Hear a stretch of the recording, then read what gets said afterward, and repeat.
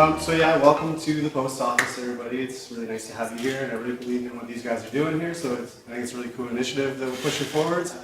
And yeah, so I guess from my perspective, it's a lot to do with just partnering and managing expectations, and partnering and leveraging your creative powers. And nothing we ever do here in sound is alone just a sound piece. There's always, like, you guys are all from different disciplines as far as I understand, and the amount of times that these disciplines interact with each other, it's kind of crucial to the evolution and development of your own skills and your own creative projections. Yeah, so a main part of this discussion is to do with finding your style, and it's about, like, how do you evolve your style and your brand in a creative marketplace when there's things like, you know, money and overhead and clients and social circles and everything kind of evolving in and around you. And so, yeah, a big factor in finding your style, I find, Addy put it this way a while ago, was that you're the average of the 5 people you keep around you most. And a lot of that is to do with, like, how we evolved our style here. At the start, when money comes into play, you have to kind of do what you got to do to get a foothold and get moving along with your business. But I think your creative integrity and your personal style is almost the most important thing that you carry and develop as you go along that path. So being mindful of where outside influences pull you is kind of a crucial factor in creating longevity for what you're doing, and believing in what you're doing, and having that opinion and appearance carry forward.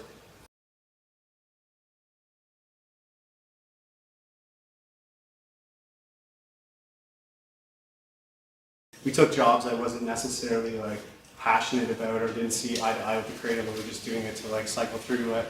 As you build out the root system of the tree you're trying to grow, all those relationships feed into it, and if you can carve that out,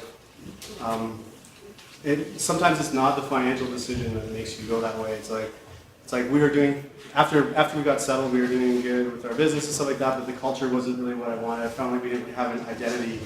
And so I started talking to other people in the community that I really kind of fucked with what they were doing. And I got together with Addy, and we kind of discussed, and Addy had some initiatives he was pushing, and I had some cultural issues that I wanted to, like, push for the shop. And so we kind of came together, we started collabing and picking people from the community we wanted to invest in, and having that carry through and having those relationships build out was kind of what developed the style that we have now. And that's been the identifying point, and the reason now certain ad agencies and certain clients come to us, because of, like, the community that we've built. I think my style came from, obviously, my friends, but even just, like, watching, like, a lot of music videos back in the day. But the one thing that I find is key to the evolution of my style is just not trying to force anything, and just staying true to who you are and what's authentic to you. I'm sure, like, a lot of people in the room know that my thing is just wearing sandals. And I'm a comfort first person, and at the same time, like, going to clubs and sandals is my little fuck you to the industry. You know what I mean, in terms of operating without any rules. So I think that's where I can leave it at. Is just staying true to yourself.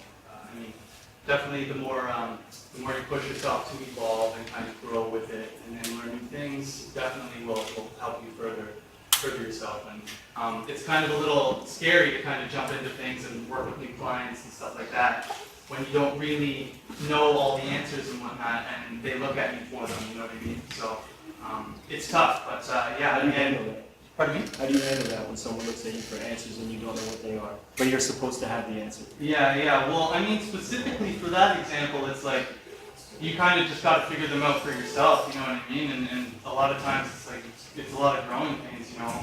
The more you push yourself, and the more you put yourself in uncomfortable situations, the more you're forced to kind of expand, what you see, and expand, like, the style of what you're developing, and the more you're led to kind of go down that path of exploration. If I could just build on that point, I think, like, pushing yourself out of your comfort zone is completely key. And I think the problem is like growing up, like a lot of us want to be able to be a part of something and be able to conform just to feel a sense of like belonging. But you know, along the way, in my life, I met a lot of people such as like Rich and like Brian Square too, that just told me to stay true to myself. So that's how I guess it helped evolve me as a person and internally stuff.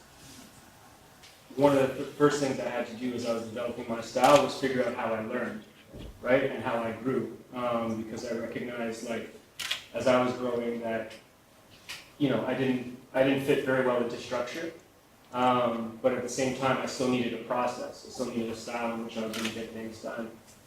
So I had to figure out, like, how I learned and how I processed information, which was a kind of a hard thing because the way that I do learn is by doing things as opposed to memorization, which of course is the education system that we currently, most of us go to. It's just someone reads something to you or you read something, you memorize it, you regurgitate. There's not a lot of critical thinking, at least 15 years ago. I don't know, I'm old now. But like I'm sure they have the internet in classes and there's a lot more engagement, but really it's very much like one person, 40 people. That doesn't work for me. So as I started to recognize like that didn't work for me, I had to go out and find out what did. And so that was a lot of trial and error, as other people were saying. And I started to figure out, okay, what felt right, what didn't feel right, what I started to see the best results in. And I had to be very honest with myself and realize like what I was strong in and what I wasn't. There was a lot of things that I wanted to do that I just actually wasn't that strong at. And then there was other things that I was like, oh, I recognized that this is maybe my lane and this is where I fit in. And so to go back to kind of this, or to veer back towards the idea of my style as I start to fit in, once I start to figure out, okay, how I learn, where I fit in, what I'm interested in, mostly my style comes from my passion. I have a very addictive personality, and so like when I find something I like, whether it's one song and I listen to it 100 times in a row, and everyone hates me in the office, or whether it's like, you know, a certain type of food, and then I just eat that food every day for like X amount of time until someone puts me on something else.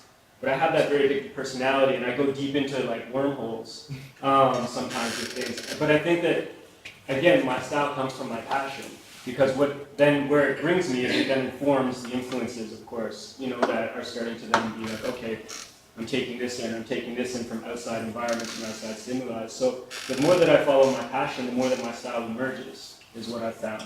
The more that I do the work, the more my style emerges. So I feel like a lot of us sit and think about what our style should be, and we polish it and we shine it and we have it more of an aesthetic that we're putting forward.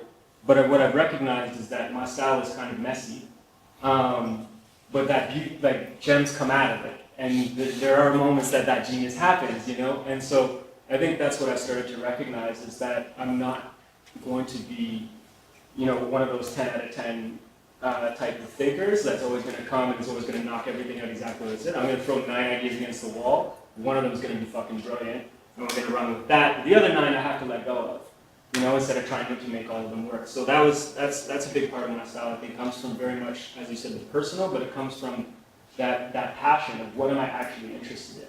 What do I actually care about? Because there's all these things I can say, I want to do this or I want to be like that. But when I really stop and think about it, what is it that's making me wake up? What is it that's on my mind when I stop thinking about everything else? I was talking to my man about that the other day, and he was like, look, I do music, I do fashion, I could do a blog. We were just having this conversation, and I was like, but what do you actually think about?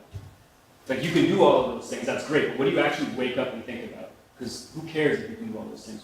Once you have that one thing, then you kill that, you knock that out of the park, then you can start to evolve into this thing turns off, this thing spins off of that spins off of that. But like, we all have the ability to do 1,000 things. That doesn't mean we have the capacity to do 1,000 things. And so my style has started to really, like I said, it's messy, it's sloppy, but it started to refine, and it's always trial through error is what I recognize as my strength. I want to further that point too, and yeah, I felt the same thing too, like I was saying too, at the start, we were taking all kinds of work, and then we started to narrow down to the clients and stuff we like, but now we're narrowing down, like as we get further along, we realize the things that we actually enjoy doing here and the things that make sense for the shop and for the culture that's coming out of here. And so it keeps on refining.